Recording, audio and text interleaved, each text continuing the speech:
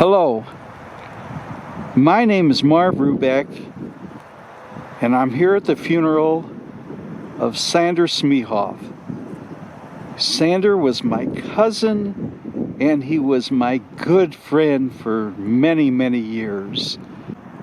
I want to give you a little bit of a layout of where Sandor will be. Here is going to be his... Here is his mother and his father, Herman and Dora Smehoff. And here is the family identification of the group, the Smehoffs. I'm going to go back to where Sandor is going to lie. This is the location of where Sandor will be. I'm so sorry that people can't come, but we're observing the coronavirus pandemic recommendations that people not attend this ceremony.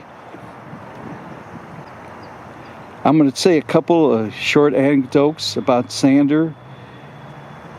I remember years ago in 1954, I was a young kid, about 12 years old, and Sandor's 13 years older than me. He was a young man at the time, and a cop stopped him, and Sandor gave him $10. And I don't remember exactly what I said by exact words, but Sandor, I remember to this day, Sandor's exact words was, in a situation like this, you can't ask for change. He was absolutely correct.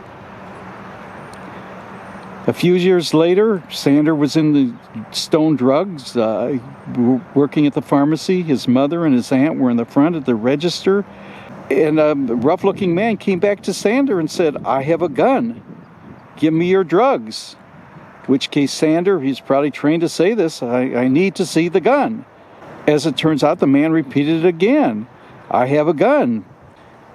Give me your drugs." In which case Sandor said, "I need to see the gun." Happened a third time. "I have a gun. Give me your drugs." Sandor's response, "I need to see the gun." Well, the man left, and his robbery was unsuccessful, but it could have gone south very quickly with something like that. Repeating again, Sandor was alone in the store with his mother and his aunt, and something could have happened bad.